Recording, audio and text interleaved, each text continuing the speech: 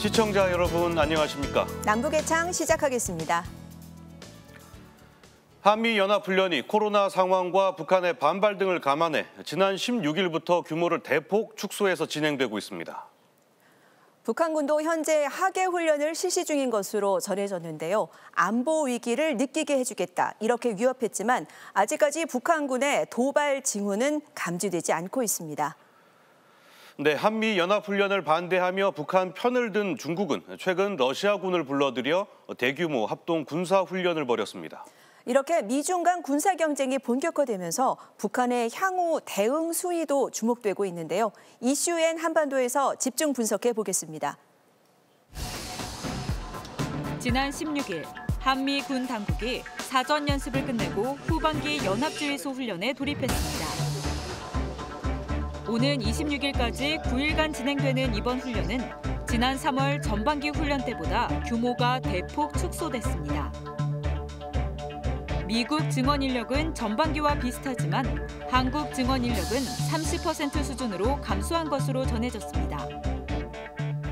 이번 훈련은 연례적으로 실시해온 방어적 성격의 컴퓨터 시뮬레이션 위주의 지휘소 훈련으로 실병 기동 훈련은 없으며 필수 인원만 참가하여 실시됩니다. 미래연합사령부 완전 운용 능력, 즉 FOC 검증은 사실상 무산됐습니다. 문재인 정부의 전시작전권 전환 추진 일정에도 차질이 빚어지게 됐습니다. 합동참모본부는 코로나19 상황, 연합 방위태세 유지, 한반도 비핵화와 평화 정착을 위한 외교적 노력 지원 등 제반 여건을 종합적으로 고려했다고 설명했습니다. 북한이 최근 한미 연합훈련에 강한 적대감을 표현하고 남북통신선까지 끊은 것도 훈련 축소에 영향을 준 것으로 보입니다. 남조선 당국자들의 배신적인 처사에 강한 유감을 표한다. 위험한 전쟁 연습은 반드시 스스로를 더욱 엄중한 안보 위협에 직면하게 만들 것이다. 한미 연합훈련이 개시됐지만 북한은 아직 특별한 도발 징후를 보이지 않고 있습니다. 김정은 국무위원장도 지난달 30일 군 지휘관, 정치 간부 강습회 이후 20여일 동안 모습을 드러내지 않고 있습니다. 북한은 대신 대외 선전 매체를 통해 한미 연합훈련을 북침 전쟁 연습, 핵전쟁 예비 훈련으로 규정하며 비난을 이어가고 있습니다. 김여정 노동당 부부장과 김영철 통일전선부장의 담화 이후 북한의 비난 수위는 다소 조절된 모습입니다. 하지만 한미훈련 축소 결정에도 불구하고 SLBM 도발을 포함한 북한의 무력 시위 가능성은 여전하다는 우려가 나오고 있습니다. 중국은 이례적으로 한미 연합훈련을 반대한다는 메시지를 내면서 북한 입장을 두둔하기도 했는데요. 미국의 보란 듯이 러시아군을 자국 영토로 불러 대규모 합동 군사훈련도 벌였습니다. 한미 연합훈련과 달리 병력과 장비가 실제 움직이는 기동훈련이었습니다.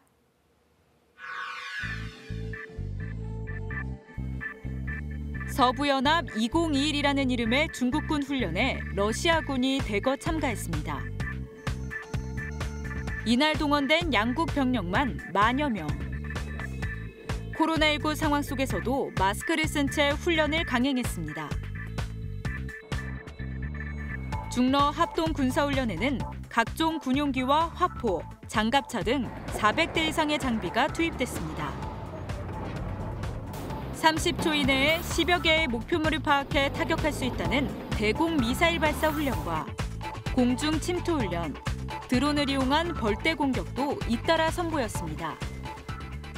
这次演习在行动的样式上体现新概念、新战法，采取饱和式火力突击、纵深空机降扼要、无人机蜂群突击等战法样式。 러시아군이 중국 본토에 와서 합동훈련을 한 건 이번이 처음입니다. 중국군은 이례적으로 자국 무기까지 러시아군과 공유한 것으로 전해졌습니다. 러시아 같은 경우는 우크라이나 사태 이후에 EU로부터 제재를 받고 있고 G8로부터 제명당한 이후 외교적으로 수세에 몰렸잖아요. 또 중국 보면은 대만이랑 남중국해 문제로 지금 미국과 각을 세우고 있는 상황에서 또 미국 중심의 파트너십이 강화되면서 또 이게 어느 정도 외교적으로 수세에 몰리고 있는 거거든요. 그렇기 때문에 수세에 몰린 두 국가가 관계가 밀접해지는 것은 굉장히 자연스러운 현상이다라고 볼 수가 있겠죠. 중국은 이번 훈련이 영내 안보를 지키고 테러 위협에 효과적으로 대응하기 위한 목적이라고 밝혔습니다. 하지만 실제로는 러시아와의 군사 협력을 미국에 과시하기 위한 의도가 담겼다는 분석입니다. 어떻게 보면 트럼프 행정부 이래 미국이 중국에 대해 강한 압박을 해온 것의 일종의 반발의 결과라고 말씀드릴 수 있고, 한미동맹에 소속되어 있는 저희 입장에서 보면 그렇게 좋은 뉴스라고만은 말씀드릴 수는 없을 것 같습니다. 미국은 이달 초 영국과 호주, 일본 등 동맹국들과 40년 만에 최대 규모로 연합훈련에 돌입했습니다. 영국 항공모함 퀸 엘리자베스호는 남중국해 인근의 괌 미군 기지까지 출동했습니다. 지난 11일 부산 해군작전사령부 항구에는 이달 말 퀸 엘리자베스호 방문을 앞두고 영국 핵 잠수함이 사전 점검차 입항하기도 했습니다. 핵 추진 잠수함과 관련돼서는요, 지금 현재 한 척이 군수 적재와 승조원 휴식을 위해 부산 작전기지에 입항해 있습니다. 미국과 중국이 각각 동맹국을 결집해 동북아 긴장 수위를 높이는 상황. 북한이 한미 연합훈련 중단을 요구하고 안보 위기까지 위협한 배경에는 미중 갈등 상황도 작용한 것으로 보입니다. 중국이랑 미국이 서로 각을 세우고 있는 상황에서 북한은 두 가지 선택지가 있어요. 미국과 편승을 해서 이익을 얻어가느냐, 아니면 중국에 붙어서 미국을 균형하는 데 참여를 해서 중국으로부터 이익을 얻을 수 있느냐. 아마 두 가지 이익을 두고서 무엇이 훨씬 더 베너핏이 큰가. 북한의 의도가 뭔가에 따라서 달라지겠죠. 이런 가운데 봉우동 전투를 승리로 이끈 홍범도 장군의 유해가 광복 76주년을 맞아 카자흐스탄에서 국내로 봉환됐습니다. 장군의 유해를 고향인 평양으로 모셔가야 한다던 북한은 아직까지 별다른 반응을 보이지 않고 있는데요. 문재인 대통령은 임기 중 마지막 광복절 경축사에서 남북관계 복원의 희망을 끝까지 놓지 않겠다는 의지를 밝혔습니다. 광복 76주년이 되는 날, 카자흐스탄을 떠나 고국으로 향한 홍범도 장군. 지금부터 대한민국 공군이 안전하게 호위하겠습니다. 필승! 지난 18일, 홍범도 장군의 유해가 의장대의 호위 속에 대전현충원 묘역으로 들어섰습니다.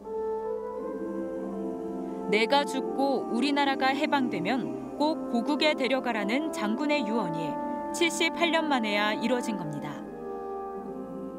대한민국 국민과 카자흐스탄 고려인분들의 마음을 담아 국화와 카네이션을 함께 바치겠습니다. 엄숙한 분위기 속에 진행된 하관식에선 카자흐스탄 묘역에서 가져온 흙도 뿌려졌습니다. 장군의 귀환은 어려운 시기 서로를 믿고 의지하며 위기 극복에 함께하고 있는 대한민국 모든 국민들에게 큰 희망이 될 것입니다. 우리 정부는 1990년대부터 카자흐스탄과 유해 봉환을 논의했습니다. 북한은 그동안 홍범도 장군의 출생지가 평양이란 이유로 유해도 북한으로 봉환돼야 한다고 주장해왔습니다. 남측의 유해 봉환 추진은 자신들에 대한 또 하나의 도발이라며 묵과하지 않겠다던 북한은 정작 유해가 안장된 이후에도 별다른 반응을 내놓지 않고 있습니다. 지금 현재 북한이 관망하고 있는 것도 이 문제를 어떤 쟁점으로 키워서 본인들에게 유리한 조건을 만들어내는 건 어렵다고 판단하고 있기 때문에 상대적으로 작년에 비해서는 조용하게 처리를 하려고 하는 모양입니다. 문재인 대통령은 광복절 경축사를 통해 독일 모델을 예로 들며 비핵화를 통해 한반도 모델을 만들어 나가자고 북한에 제안했습니다. 남북이 공존하며 한반도 비핵화와 항구적 평화를 통해 동북아시아 전체의 번영에 기여하는 한반도 모델을 만들어낼 수 있습니다. 하지만 문 대통령은 북한이 한미 연합훈련 중단을 요구한 상황에서 새로운 대북 메시지는 내놓지 않았습니다. 남북 통신선이 다시 끊어진 뒤 쉽게 풀리지 않는 남북 관계의 현실을 감안한 것으로 보입니다. 이런 가운데 미국의 북핵 협상 실무를 총괄하는 성김 대북특별대표는 오늘부터 24일까지 한국을 방문합니다. 성김 대표는 러시아 북핵 협상 대표와의 회동도 추진 중인 것으로 전해졌습니다. 미국은 중국과의 갈등 국면에서 러시아와의 대북 협력도 강화하려는 것으로 보입니다.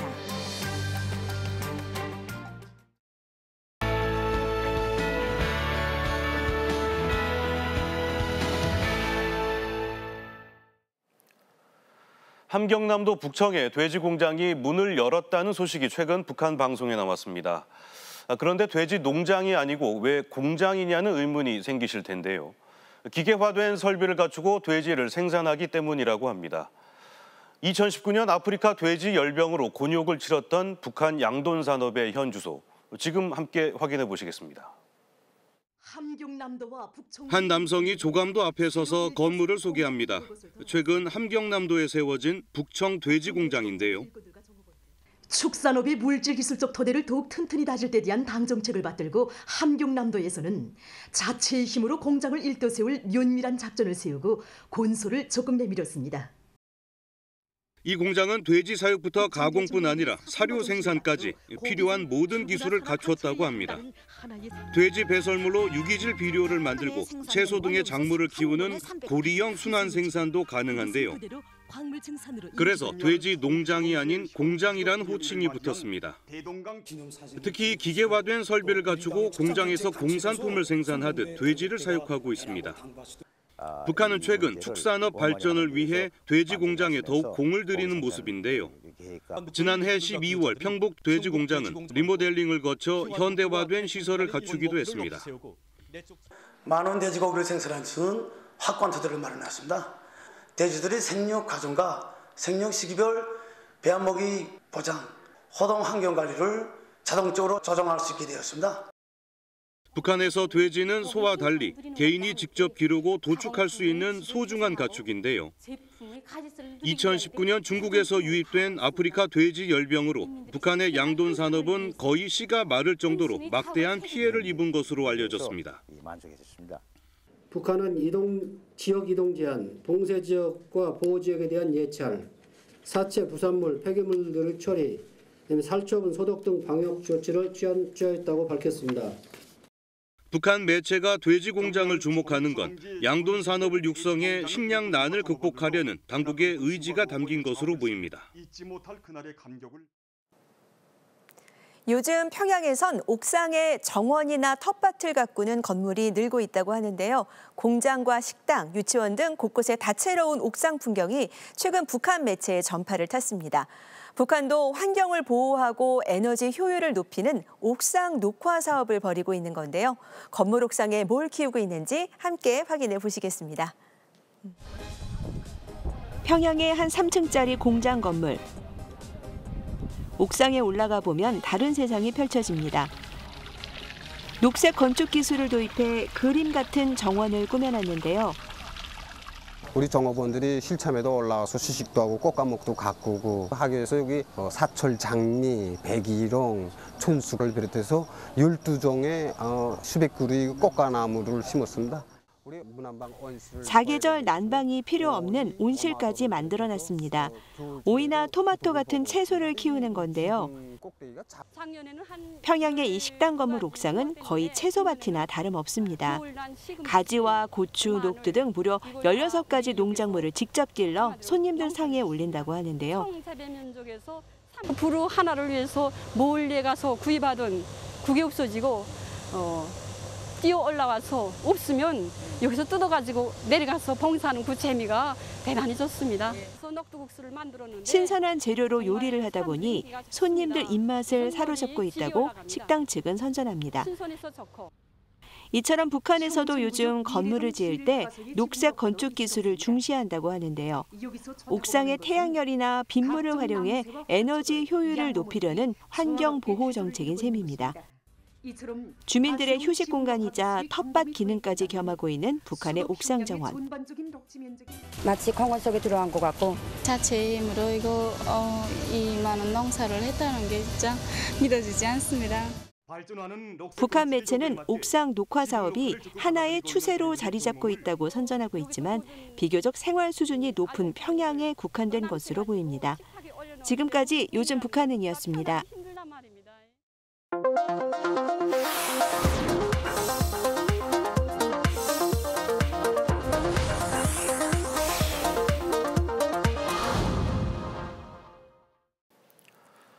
코로나19 때문에 도쿄올림픽에 불참한 북한이 정작 폐막 이틀 뒤부터 매일 녹화 중계를 하고 있습니다. 그 의도가 궁금한데요. 네, 그래서 저희 제작진이 조선중앙TV의 올림픽 중계 화면을 자세히 들여다봤는데요. 미국이나 일본, 우리나라의 경기는 아예 찾아볼 수가 없었습니다. 네, 그렇게 비난하던 도쿄올림픽을 통해 북한 당국이 주민들을 상대로 스포츠 정치를 하고 있는 건데요. 네, 그동안 북한은 올림픽에 참가한 선수가 금메달을 따면 체제 선전에 활용해 왔는데요. 오늘 클로즈업 북한은 북한의 스포츠 정치 실태를 분석해봤습니다. 지난 10일 북한 조선중앙TV가 방영한 체육 경기 소식 프로그램. 이어진 설명 화면에 32차 올림픽 경기 중에서라는 설명 자막이 쓰여 있다. 최근 폐막한 도쿄올림픽 경기를 녹화 중계한 것이다. 첫 중계는 7월 21일 열린 여자 축구 조별리그 영국과 칠레의 경기. 해설이 없어 다소 지루하지만 별도로 자막을 입혔다. 다음 날은 중국과 브라질의 여자 축구 경기를 녹화 중계했다. 그 밖에도 수영과 농구, 레슬링 등 다양한 종목의 올림픽 경기를 하루 1시간가량 방영하고 있다. 올해 4월 북한은 코로나19 상황을 이유로 도쿄올림픽 불참을 선언했다. 1988년 서울올림픽 이후 33년 만에 불참. 이후 북한은 노동당 기관지와 대외 매체 등을 통해 도쿄올림픽 조직위원회를 맹비난해왔다. 독도를 일본 영토로 표기한 지도가 발단이었다. 확대하거나 색도를 강조하면 독도를 일본 영토로 표기해 놓았다는 것을 알 수 있습니다. 예, 간특하고 교활한 일본 반동들만이 고안해낼 수 있는 책동입니다. 일본이 올림픽을 개최할 수는 있을지 몰라도 결국 국제사회의 원망을 면치 못할 것이란 경고성 발언도 서슴지 않았다. 그런데 올림픽 폐막 이틀 만에 돌연 녹화 중계에 나선 것이다. 기본적으로 보면 북한도 체육을 중시하고 있기 때문에 체육과 관련해서는 국내외적인 정서에 대해서는 지속적으로 방송하는 경우들이 없지 않아 있습니다. 그런데 그 과정에 자국의 선수단들이 참가 안 했다고 해가지고 그 상황까지 전부 그냥 취소되는 것처럼 이렇게 방송을 통해서 보여준다는 것은 오히려 젊은 청년들에게 더 많은 반감을 가질 수가 있겠죠. 도쿄올림픽 녹화 중계를 살펴보면 한 가지 특징이 발견됐다. 특정 종목, 특정 국가의 경기만 방영되고 있다. 대부분 북한과 관계가 나쁘지 않은 영국과 중국, 러시아 등이 주를 이룬다. 반면 미국과 일본, 한국의 경기는 지금까지 단 한 차례도 방영되지 않고 있다. 여자 배구 8강전의 경우 세르비아와 이탈리아의 경기는 녹화 중계하면서도 한국과 터키, 미국과 도미니카 공화국의 8강전 경기는 방영되지 않았다. 미국이 금메달을 딴 여자 배구 결승전도 중계되지 않고 있다. 올림픽 중계에도 북한 당국의 정치적 의도가 깔려 있다는 평가가 가능하다. 족대국이라고 가르치는데 족대국 선수들이 너무 잘하는 모습을 보여주면 북한 선수들 입장에서는 얼마나 부럽기도 하고, 저 선수들은 족대국인데 안 좋게 교육을 받지만 나가서 메달도 따고 훌륭한 운동복을 입고 좋은 환경 속에서 하는 거 보면은 신이 안 나죠. 김정은 북한 국무위원장은 집권 초기부터 스포츠에 대한 각별한 관심을 드러냈다. 특히 체육 강국 구호를 내세우며 세계적인 기량을 갖춘 선수 양성에 공을 들였다. 국가체육지도위원회 성원들은 다음과 같다. 위원장 장성택. 장성택과 최룡해 등 당시 핵심 간부들을 중심으로 국가체육지도위원회까지 신설해 국제교류에도 적극 나섰다. 국제대회에서 성과를 낸 선수들에겐 국가 차원의 격려와 보상도 뒤따랐다. 승리의 최고와 신이신 경의하는 원수님께 영광을 드리자.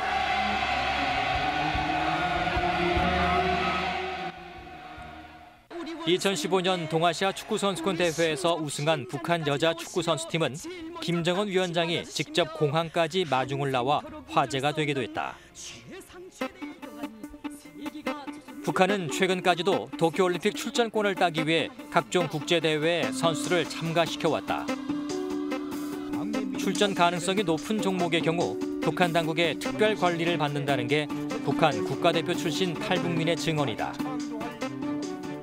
그 선수들은 숙소 자체도 너무 좋은 곳에서 운동복 자체도 같은 국가대표 선수지만 퀄리티가 차이 나는 그런 운동복을 입고 훈련을 했고 북한 선수들 안에서도 그 선수는 특별하게 최상의 대우를 받으면서 훈련을 하게 되는 거죠.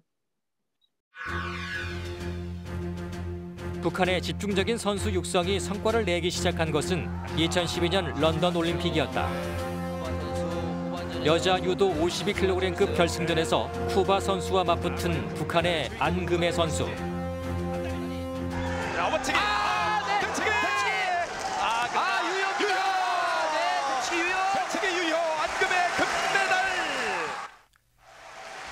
연장까지 가는 접전 끝에 안금혜 선수는 북한의 첫 금메달을 따냈다. 이후 북한의 메달 획득이 이어졌다. 김은국 선수가 세계 신기록을 수립하고 용인이 금메달을 쟁취했습니다. 용웅조선의 힘 불굴의 정신력을 발휘하여 림정심 선수가 또다시 우승했습니다. 김정은 위원장 집권 이후 처음 출전한 올림픽. 북한은 금메달 4개, 동메달 2개로 종합 20위에 올랐다. 4년 후 브라질 리우 올림픽에서도 북한은 9개 종목에 31명의 선수를 내보냈다. 우리나라 올림픽 선수단이 라몽색 공화국기를 휘날리며 경기장에 들어서자 장내에서는 우롱찬 환호가 터져올랐습니다. 당시 최룡해 노동당 부위원장까지 고위급 대표단을 이끌고 리우를 방문하며 올림픽에 대한 기대를 드러냈다. 덜한 무게인데요. 런던 올림픽 역도 금메달리스트 임정심이 경쟁자들을 압도하며 2회 연속 금메달을 따냈고 힘든 것만큼 금메달에 가닿는 시간이 짧아진다. 이겨내자 이렇게 생각하면서 훈련했습니다. 뒤이어 북한의 체조 영웅 이세광도 금메달 사냥에 나섰다. 자신의 이름을 딴 고난도 기술을 성공시킨 이세광. 이세광 선수. 예, 금메달이 보입니다. 네. 북한의 두 번째 금메달을 남겼다. 런던 올림픽에는 못 미쳤지만 특정 종목에서 독보적인 기량을 선보이며 엘리트 선수 육성에 면모를 과시했다. 아마 김정은 위원장이 주장했던 체육 강국의 열풍에 대한 그런 지시가 없었으면 지금의 북한의 스포츠가 이만큼 경쟁 도구에 올라와 있었을까라는 의심도 가져봅니다. 결과론적으로는 북한의 스포츠를 이만큼 높게 이끌어내는 계기가 됐을 거라는 생각을 합니다. 하지만 이러한 스포츠 육성 정책도 결국 김정은 위원장 찬양과 체제 선전에 활용되고 있다.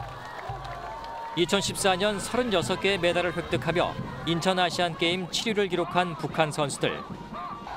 평양에서 대대적인 환영 행사가 열렸지만 모든 영광은 김정은 위원장의 몫이었다. 우리를 만나주시던 그날처럼 한숨 앞에 경리하는 김정은 스님의 품에 한숨 앞에 안기고 싶은 심정으로 달렸습니다. 전 세계 시청자들이 지켜보는 앞에서도 올림픽 금메달리스트의 최고 지도자 찬양은 이어졌다. 내가 1등을 했다고 확정됐을 때 처음으로 떠오른 생각이 우리 경의하는 김정은 동지께 기쁨을 드렸다는 한 가지 생각, 이젠 원수님께로 막 달려가고픈 생각뿐이고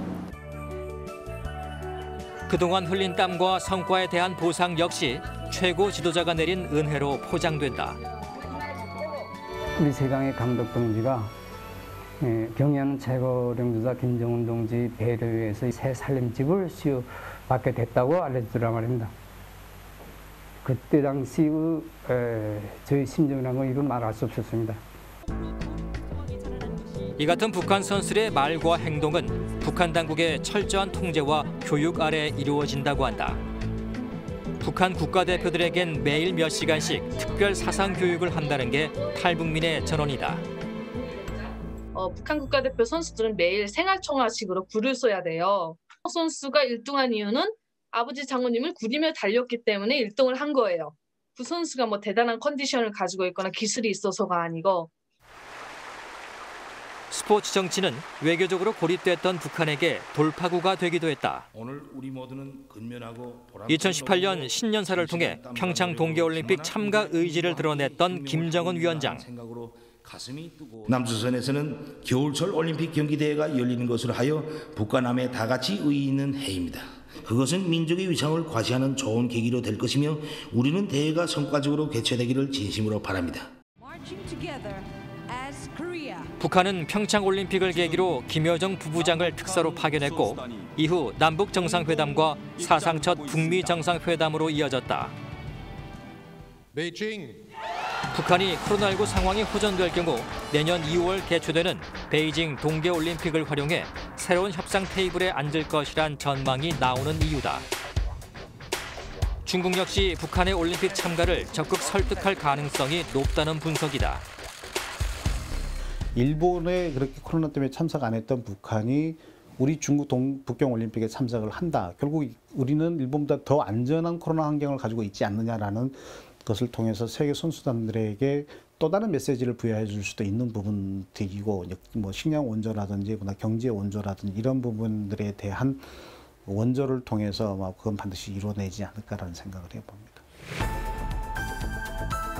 최고 지도자 찬양과 체제 선전, 그리고 외교적 돌파구로 활용돼 온 북한의 스포츠. 6개월 앞으로 다가온 베이징 동계올림픽에선 또 어떤 스포츠 정치를 보여줄지 북한의 행보에 귀추가 주목되고 있다.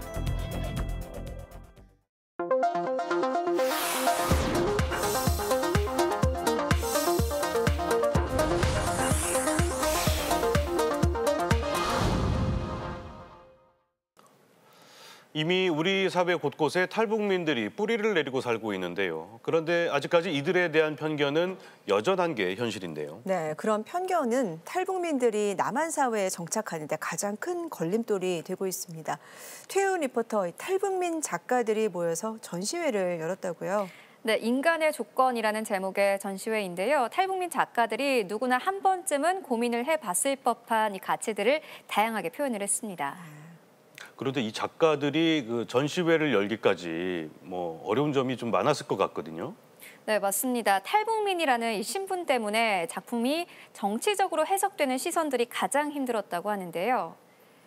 이 한국 사회에서 이방인처럼 살아야 했던 고충을 작품 속에 녹여냈다고 하는데요. 탈북민 작가들이 그려낸 인간의 조건은 무엇일까요? 지금부터 함께 만나러 가보시죠.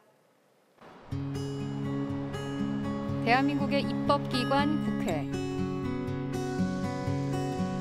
탈북민 작가 3명이 의기투합한 특별한 전시회가 열리고 있습니다. 인간의 조건이라는 주제가 다소 철학적으로 느껴지는데요. 인간의 식욕, 그다음에 욕구, 그리고 그것들이 어떻게 사회에 영향을 미치고 있는가. 비록 표현은 추상적이지만 내용이 있다는 거죠. 8년 전 한국에 정착한 한권일 작가는 남북한의 환경과 경제 문제를 작품에 녹여냈는데요. 같은 하늘 아래 있지만 서로 다른 분위기의 서울과 평양의 모습에서 분단의 아픔이 느껴집니다. 한권일 작가뿐만 아니라 안충국, 오성철 작가는 한국 사회에 정착하면서 느꼈던 솔직한 감정들을 다양한 방법으로 풀어냈는데요. 인간이란 무엇일까? 이번 전시회에선 이 질문에 답을 찾아가는 과정이 담겼습니다. 북한에서는 일률적인 교육만 받고 살았잖아요. 그러다 이제 우리나라에 오니까 모든 게 다 다르잖아요. 갈등들이 있단 말이에요. 그 갈등을 밖에 누군가가 나쁘라고 얘기를 하는 게 아니라 자기를 보는 거죠. 자기 성찰을 하는 거예요. 오성철 작가는 여러 개의 부서진 숟가락을 통해 먹고 사는 문제, 즉 생존에 관한 문제의식을 풀어냈습니다. 이기성, 먹고 살기 위한 또 자기의 이기성을 채우기 위한 이런 욕망의 어떤 대변인 역할을 한단 말이에요.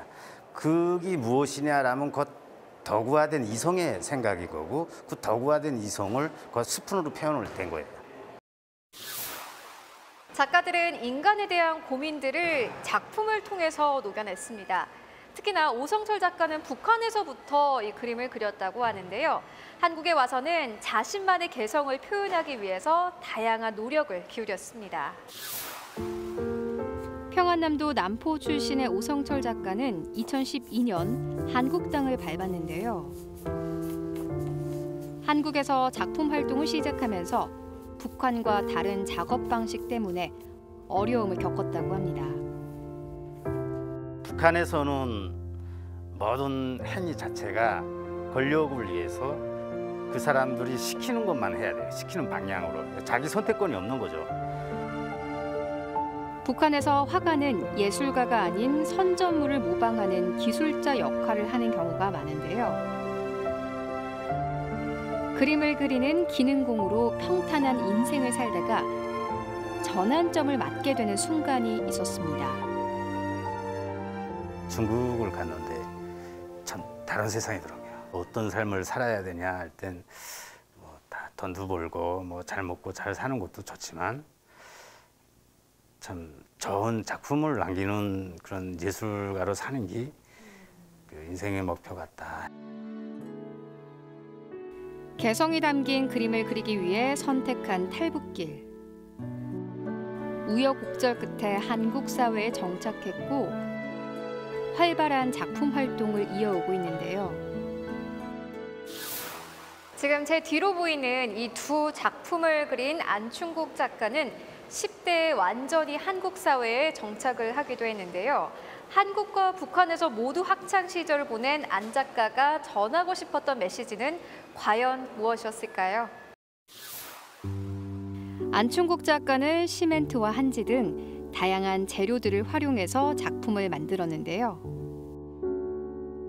자신의 경험을 바탕으로 사람에게 기억은 어떤 의미인지를 전달하고자 했습니다. 제가 10살경에 아버지랑 함경도에 있을 때 창고를 지으면서 미장같이 하고 이랬던 경험이 있는데 여기에 낙서를 하면은 처음에는 되게 인위적이고 이상한데 그런 것들이 모이다 보면 그게 우리 하나의 집이라는 개념이 생기더라고요. 전시회장을 나와 찾아간 인천의 오래된 주택가. 이곳에서 한창 작업에 몰두하고 있는 안충국 작가를 만날 수 있었는데요. 작은 아이는 좋고 이런 그릇막 끌고 제가 옛날에 뭐 그런 장사했던 그런 경험들을 좀 얘기해서 이런 식으로 제가 지나왔던 그런 출구들을 이야기하는 작업을 하려고 하고 있습니다. 2009년 두만강을 건널 당시 나이는 고작 15살이었습니다. 사춘기 청소년 시절 갑자기 뒤바뀐 환경에 적응하기란 쉽지 않았는데요. 고등학교 시절 미술 선생님의 도움으로 그림을 그리기 시작하면서 정체성의 고민이 깊어졌습니다. 저의 정체성에 대해서 계속 질문을 해요. 내가 누군가라는 질문으로부터 이제 왜 내가 이렇게 성장해왔고 왜 이러한 생각을 가지고 있고 제가 성장해 오면서 그러한 모든 흔적들이 모여서 아마 저의 자아를 표현하는 거 아닐까라고 생각을 하고 있습니다. 안 작가는 얼마 전 개인 전시회도 성공적으로 마쳤는데요. 탈북민 안충국이 아닌 미술가 안충국으로 받아들여지길 바랄 뿐입니다. 탈북이라는 그런 개념보다도 그냥 안충국이라는 아이가 한경도 출신인데 이 친구가 그냥 성장해 오면서 자기의 자아를 표현한다라는 그런 느낌으로 가고 싶은데, 탈북민 작가들의 작품을 보며 인간이라면 마땅히 누려야 할 보편적인 가치를 다시 생각해 볼 수 있었는데요.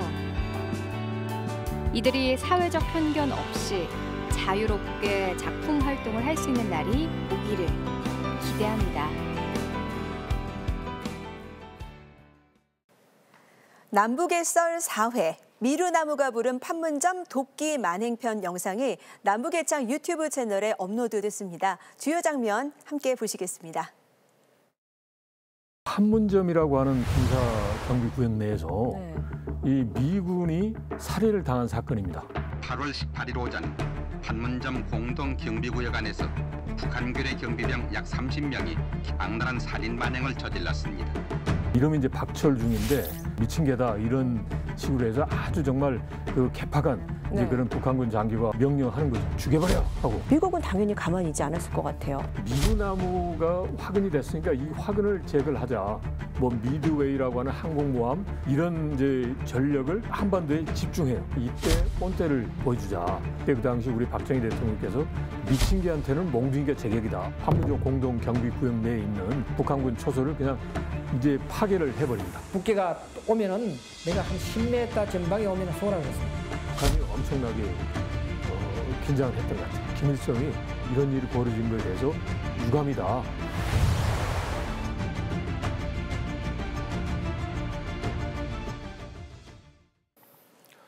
네, 성김 미 국무부 대북특별대표 방한은 이번이 임명 후 두 번째인데요. 다음 주 방송에서 관련 소식 자세히 전해드리겠습니다. 북한 국립교회단의 빙상교회 모습 마지막 영상으로 보시면서 남북의 창 마치겠습니다. 함께해 주신 여러분 고맙습니다.